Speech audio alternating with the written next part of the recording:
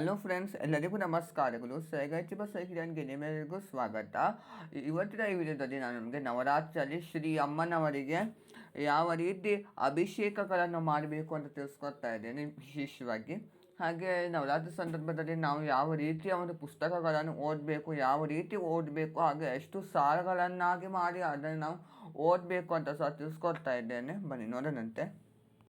ಮೊದಲು ನಾನು ನಿಮಗೆ ಅಭಿಷೇಕದ ಬಗ್ಗೆ ಸಂಪೂರ್ಣವಾದ ಮಾಹಿತಿಯನ್ನು ಕೊಟ್ಬಿಡ್ತೇನೆ. ಈ ಅಭಿಷೇಕ ನೀವು 10 ದಿನಗಳ ಕಾಲ ಸಹ ನೀವು ಮಾಡಬೇಕು. 3ನೇ ತಾರೀಕು ನಮಗೆ ಮೊದಲನೇ ದಿವಸವಿರ್ತದೆ ಗುರುವಾರ. ಅವತ್ತನೇ ದಿವಸದಿಂದ ನೀವು ಪ್ರಾರಂಭ ಮಾಡಿಕೊಂಡು 10 ದಿನಗಳ ಕಾಲ ನಾವು ಶನಿವಾರದವರೆಗೆ 12ನೇ ತಾರೀಕಿನವರೆಗೆ ನಾವು ಅಭಿಷೇಕವನ್ನು ಮಾಡಬೇಕು. ನೀವು ಒಂದೊಂದು ದಿವಸ ಒಂದೊಂದು ಅಭಿಷೇಕಗಳನ್ನು ಸಹ ಮಾಡಬಹುದು. ಅಂದರೆ ಮೊದಲನೇ ದಿವಸ ಪಂಚಾಮೃತ ಅಭಿಷೇಕ ಮಾಡಿದರೆ ಮತ್ತೊಂದು ದಿವಸ ಹಣ್ಣುಗಳಿಂದ ನೀವು ಅಭಿಷೇಕವನ್ನು ಮಾಡಿ, ಹಾಗೆ ವಿಶೇಷವಾದ ದ್ರವ್ಯಗಳಿಂದ ನೀವು ಒಂದು ಅಭಿಷೇಕವನ್ನು ಮಾಡಿ, ಹಾಗೆ ಅರಿಶಿನ ಕುಂಕುಮ ಶ್ರೀಗಂಧದಿಂದ ನೀವು ಒಂದು ಅಭಿಷೇಕವನ್ನು ಮಾಡಿ, ಈ ಥರ ನೀವು ಒಂದೊಂದು ದಿವಸ ಒಂದೊಂದು ಅಭಿಷೇಕಗಳನ್ನು ಸಹ ನೀವು ಮಾಡಬಹುದು. ನಾನು ನಿಮಗೆ ಮೊದಲು ಪಂಚಾಮೃತ ಅಭಿಷೇಕವನ್ನು ತಿಳಿಸ್ಕೊಡ್ತಾ ಇದ್ದೇನೆ. ಯಾವ ರೀತಿ ಮಾಡಬೇಕಂದ್ರೆ, ಒಂದು ಪ್ಲೇಟ್ ಮೇಲೆ ನಾನು ಶ್ರೀಚಕ್ರ ಹಾಗೆ ಗಣೇಶನ ವಿಗ್ರಹವನ್ನು ಇಟ್ಟಿದ್ದೇನೆ.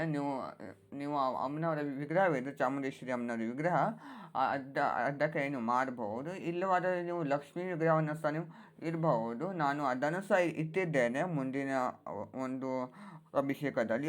ಆದರೆ ಪಂಚಾಮೃತ ಅಭಿಷೇಕದಲ್ಲಿ ನಾನು ಶ್ರೀಚಕ್ರವನ್ನು ಇಟ್ಟಿದ್ದೇನೆ. ಶ್ರೀಚಕ್ರಕ್ಕೆ ನೀವು ಮೊದಲು ವಿಗ್ರಹವನ್ನು ನೀವು ಇಟ್ಟು ಮೊದಲು ನೀವು ಪರಿಶುದ್ಧವಾದ ನೀರಿನಿಂದ ಅದನ್ನು ಶುದ್ಧಿ ಮಾಡ್ಕೋಬೇಕು. ಶುದ್ಧಿ ಮಾಡಿಕೊಂಡು ಆ ನೀರನ್ನು ನೀವು ತೆಗೆದುಕೊಂಡು ಇಟ್ಟರೆ ಯಾರು ತುಳಿಯದೇ ಇರುವಂಥ ಜಾಗಗಳಿಗೆ ಅದನ್ನು ನೀವು ಹಾಕಬೇಕು. ನೀವು ಸಹ ಪ್ರಸಾದ ರೂಪವಾಗಿ ಅದನ್ನು ನೀವು ಸೇವನೆ ಮಾಡಬಹುದು ಸ್ವಲ್ಪ ಮಟ್ಟಿಗೆ. ನಂತರದಲ್ಲಿ ನಾವು ಉದ್ದಿನ ಕಡ್ಡಿಯನ್ನು ಬೆಳಗಿ ನಾವು ಮೊದಲು ಹಾಲಿನಿಂದ ಪ್ರಾರಂಭ ಮಾಡಬೇಕು. ನೀವು ಚಾಮುಂಡೇಶ್ವರಿ ಅಮ್ಮನವರ ಅಷ್ಟೋತ್ತರ ಹೇಳ್ಕೊಳ್ತಾ ಅಥವಾ ಚಾಮುಂಡೇಶ್ವರಿ ಅಮ್ಮನವರ ಸೂಕ್ತಮ್, ಶ್ರೀ ದುರ್ಗಾ ಸೂಕ್ತಮ್ ಅಂತ ಸಹ ಹೇಳ್ಕೊಳ್ತಾ ನೀವು ಯಾವ ಅಭಿಷೇಕವನ್ನು ನೀವು ಮಾಡಬಹುದು. ಹಾಲನ್ನು ಹಾಕ್ತಾ ನೀವು ಅಭಿಷೇಕವನ್ನು ಮಾಡಿ ಓಂ ದುಮ್ ದುರ್ಗಾಯ ನಮಃ ಕ್ಷೀರ ಸ್ನಾನಂ ಸಮರ್ಪಯಾಮಿ ಅಂತ ನೀವು ಹೇಳ್ಕೊಂಡು ಉದ್ದಿನ ಕಡ್ಡಿಯನ್ನು ಬೆಳಗಿ ಹಾಲಿನ ಒಂದು ಅಭಿಷೇಕವನ್ನು ನೀವು ಮಾಡಬೇಕು. ನಂತರದಲ್ಲಿ ಹಾಲು ಆಗಿದ ನಂತರ ನಾವು ಹಾಲು ಮೊಸರಿನಿಂದ ನಾವು ಅಭಿಷೇಕವನ್ನು ಮಾಡಬೇಕು. ಓಂ ದುಮ್ ದುರ್ಗಾಯ ನಮಃ ದರಿ ಸ್ನಾನಂ ಸಮರ್ಪಯಾಮಿ ಅಂತ ನೀವು ಮೊಸರಿಂದ ಅಭಿಷೇಕವನ್ನು ಮಾಡಿಕೊಂಡು ಉದ್ದಿನ ಕಡ್ಡಿಯನ್ನು ಬೆಳಗಿ ನೀವು ಅಭಿಷೇಕವನ್ನು ಮಾಡಬೇಕು. ನಂತರದಲ್ಲಿ ತುಪ್ಪ ಓಂ ದುಮ್ ದುರ್ಗಾಯ ನಮಃ ಧೃತಸ್ನಾನಂ ಸಮರ್ಪಯಾಮಿ ಅಂತ ನೀವು ಹೇಳ್ಕೊಂಡು ತುಪ್ಪದಿಂದ ಅಭಿಷೇಕವನ್ನು ಮಾಡಿಕೊಂಡು ಉದ್ದಿನ ಕಡ್ಡಿಯನ್ನು ಬೆಳಗಿ ಜೇನುತುಪ್ಪದಿಂದ ನೀವು ಮಾಡಬೇಕು.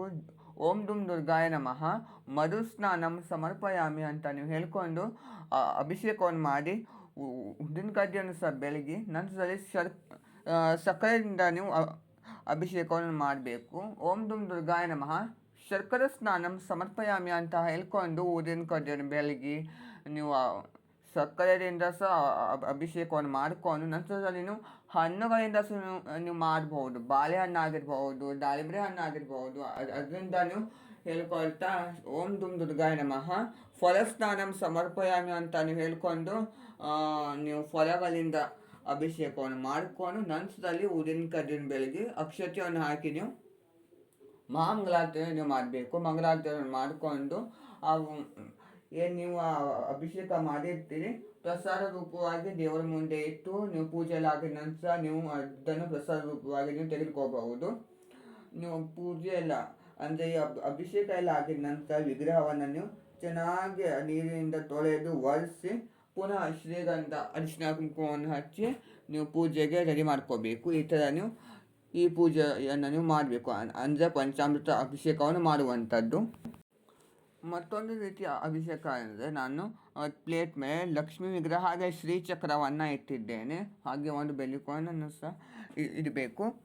ನೀವು ಮೊದಲು ಪರಿಶುದ್ಧ ನೀರಿನಿಂದ ನೀವು ವಿಗ್ರಹಗಳನ್ನು ಶುದ್ಧಿ ಮಾಡಿಕೊಂಡು ನಂತರದಲ್ಲಿ ನೀವು ಸ್ವಲ್ಪ ನೀರಿಗೆ ಶ್ರೀಗಂಧದ ಒಂದು ಪುಡಿ ಅಥವಾ ನೀವು ಸಾಣೆಕಾಯಿ ಇದ್ದರೆ ಅದನ್ನು ತೆಗೆದು ಲಿಕ್ವಿಡನ್ನು ನೀವು ಮಾಡಿಕೊಂಡು ನೀವು ನೀರಿಗೆ ಹಾಕಿ ಅದರಿಂದ ನೀವು ಅಭಿಷೇಕವನ್ನು ನೀವು ಮಾಡಿಕೊಂಡು ಉದ್ದಿನ ಕಡ್ಡಿಯನ್ನು ಬೆಳಗಿ ಓಂ ದುಮ್ ದುರ್ಗಾಯ ನಮಃ ಚಂದನ ಸ್ನಾನಂ ಸಮರ್ಪಯಾಮಿ ಅಂತ ನೀವು ಹೇಳ್ಕೊಂಡು ನೀವು ಈ ಅಭಿಷೇಕವನ್ನು ನೀವು ಮಾಡಬಹುದು. ಹಾಗೆ ಸ್ವಲ್ಪ ನೀರಿಗೆ ಕುಂಕುಮವನ್ನು ನೀವು ಹಾಕ್ಕೊಂಡು ಓಂ ದುಂ ದುರ್ಗಾಯ ನಮಃ ಕುಂಕುಮ ಸ್ನಾನಂ ಸಮರ್ಪಯಾಮಿ ಅಂತ ನೀವು ಹೇಳ್ಕೊಂಡು ಈ ಅಭಿಷೇಕವನ್ನು ನೀವು ಮಾಡಿ. ಹಾಗೆ ಮತ್ತೊಂದು ಅಭಿಷೇಕ, ನೀರಿಗೆ ಸ್ವಲ್ಪ ಮಟ್ಟಿಗೆ ಅರಿಶಿನವನ್ನು ನೀವು ಹಾಕ್ಕೊಂಡು ಓಂ ದುಂ ದುರ್ಗಾಯ ನಮಃ ಹರಿದ್ರ ಸ್ನಾನಂ ಸಮರ್ಪಯಾಮಿ ಅಂತ ನೀವು ಹೇಳ್ಕೊಂಡು ಈ ಅರಿಶಿನದಿಂದ ಸಹ ನೀವು ಅಭಿಷೇಕವನ್ನು ಮಾಡಬೇಕು. ಅಮ್ಮನವರಿಗೆ ಅರಿಶಿನ ಕುಂಕುಮ ಅಂದರೆ ತುಂಬಾ ಪ್ರಿಯವಾಗಿರುವಂಥದ್ದು ಕಾರಣ ಈ ಅಭಿಷೇಕವನ್ನು ಸಹ ನೀವು ಮಾಡಬಹುದು. ನವರಾತ್ರಿ ಸಮಯದಲ್ಲಿ ವಿಶೇಷವಾದ ಅಭಿಷೇಕಗಳನ್ನು ಮಾಡುವುದು ಅಮ್ಮನವರಿಗೆ ತುಂಬಾ ಪ್ರಿಯವಾಗಿರುವಂಥದ್ದು. ಹಾಗೆ ನಾವು ನವರಾತ್ರಿ ಸಂದರ್ಭದಲ್ಲಿ ಯಾವ ರೀತಿಯ ಅಂದರೆ ಯಾವ ಪುಸ್ತಕಗಳನ್ನು ಓದಬೇಕು ಅನ್ನೋದಾದರೆ ಈ ಶ್ರೀ ದುರ್ಗಾ ಕವಚಂ ಇದನ್ನು ನೀವು 10 ದಿನಗಳ ಕಾಲ ಸಹ ಬೆಳಿಗ್ಗೆ ಪೂಜೆ ಎಲ್ಲ ಆಗಿದ ನಂತರ ನೀವು ಬೆಳಿಗ್ಗೆನೇ ಓದ್ಕೋಬೇಕು. ಶ್ರೀ ದುರ್ಗಾ ಕವಚವನ್ನು ನೀವು ಓದ್ಕೊಂಡು ನಂತರ ಇದನ್ನು ನೀವು ಓದಲೇಬೇಕಾಗಿರುತ್ತದೆ. ಹಾಗೆ ನಂತರದಲ್ಲಿ ಶ್ರೀದೇವಿ ಮಹಾತ್ಮೆ ಇದು ಸಹ ಇದರಲ್ಲಿ ನಿಮಗೆ 18 ಅಧ್ಯಾಯಗಳು ಹಾಗೆ 100 ಶ್ಲೋಕಗಳು ಇರ್ತದೆ.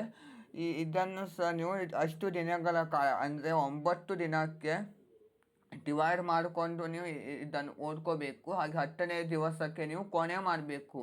ಅಂದರೆ ಒಂದು ದಿವಸ ಮೊದಲನೇ ದಿವಸ 1 ಅಧ್ಯಾಯವನ್ನು ನೀವು ಓದ್ಕೊಂಡ್ರೆ ನೀವು 9 ದಿವಸದವರೆಗೆ ನೀವು 17 ಅಧ್ಯಾಯಗಳು ಕಂಪ್ಲೀಟ್ ಆಗ್ತದೆ. ಹಾಗೆ 10ನೇ ದಿವಸದಲ್ಲಿ ನೀವು ತಾರಕಾಸುರನ ವಧೆ ಹಾಗೆ ಗಿರಿಜಾ ಕಲ್ಯಾಣದ ಅಧ್ಯಾಯ 18ನೇ ಅಧ್ಯಾಯವನ್ನು ನೀವು ಓದ್ಕೋಬಹುದು. ಹಾಗೆ 100 ಶ್ಲೋಕ ಮಾತ್ರ ನೀವು ಪ್ರತಿ ದಿವಸ ಸಹ ಓದ್ಕೋಬೇಕು.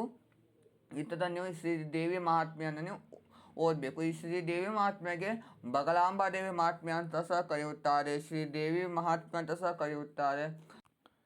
ನಂತರದಲ್ಲಿ ಶ್ರೀ ದುರ್ಗಾ ಸಪ್ತಶತಿ ಇದನ್ನು ನಿಮಗೆ 13 ಅಧ್ಯಾಯಗಳು ಇರ್ತದೆ. ಅಷ್ಟು ದಿನಕ್ಕೆ ನೀವು ಅಷ್ಟು ಅಧ್ಯಾಯಗಳನ್ನಾಗಿ ಅದನ್ನು ಡಿವೈಡ್ ಮಾಡಿಕೊಂಡು ಓದಬೇಕು. 10 ದಿನಗಳ ಕಾಲ ಸಹ ನೀವು ಅದನ್ನು ಓದಬೇಕು. 10ನೇ ದಿವಸ ನೀವು ಇದನ್ನು ಕೊನೆ ಮಾಡಬೇಕು. ಇದನ್ನು ಮಾತ್ರ ನೀವು ಓದಿದರೆ ಇದು ಕಲಿಯುಗದ ಕಲ್ಪವೃಕ್ಷ ಹಾಗೆ ಕಾಮಧೇನು ಅಂತ ಸಹ ಕರೆಯುತ್ತಾರೆ ಈ ಪುಸ್ತಕಕ್ಕೆ, ಅಂದರೆ ಈ ದುರ್ಗಾ ಸಪ್ತಶತಿಗೆ. ಇದನ್ನು ಮಾತ್ರ ನೀವು ಯಾವುದೇ ಕಾರಣಕ್ಕೂ ಮಿಸ್ ಮಾಡಿಕೊಳ್ಳಲು ಹೋಗಲೇಬೇಡಿ. ನೀವು ಇದು ಸಿಕ್ಕಿಲ್ಲ ಅನ್ನೋದಾದರೆ ಶ್ರೀದೇವಿ ಪುರಾಣ ಅಂತ ಸಹ ನೀವು ಒಂದು ಪುಸ್ತಕ ಬರ್ತದೆ, ಅದನ್ನು ಸಹ ನೀವು ಓದ್ಕೋಬಹುದು. ಇದು ಮತ್ತು ಶ್ರೀದೇವಿ ಪುರಾಣ ಸೇಮ್ ಆಗಿಯೇ ಇರ್ತದೆ, ಯಾವುದು ಸಹ ವ್ಯತ್ಯಾಸವಿರುವುದಿಲ್ಲ ಹೆಚ್ಚಿನ ಮಟ್ಟದಲ್ಲಿ. ಅದನ್ನು ಸಹ ನೀವು ಓದ್ಕೋಬಹುದು.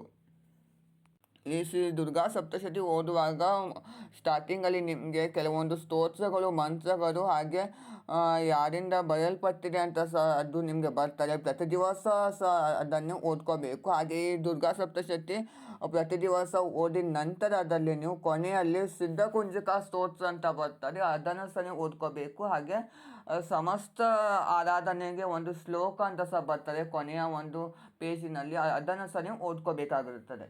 ಹಾಗೆ ಶ್ರೀದೇವಿ ಪುರಾಣದಲ್ಲಿ ಸಹ ಇದೇ ರೀತಿ ನಾವು ಅದನ್ನು ಓದ್ಕೋಬೇಕು. ಮೊದಲು ಕವಚವನ್ನು ನೀವು ಓದ್ಕೊಂಡು ನಂತರದಲ್ಲಿ ಅಗ್ರಾಲ ಸ್ತೋತ್ರ ರಾತ್ರಿ ಕೀಲಕ ಅಂತ ಬರ್ತದೆ, ಅದನ್ನು ಸಹ ಓದ್ಕೊಂಡು ನಂತರದಲ್ಲಿ ನಾವು ಈ ಸಪ್ತಶತಿಯನ್ನು ಪ್ರಾರಂಭ ಮಾಡಬೇಕು. ಮೊದಲನೇ ಅಧ್ಯಾಯ.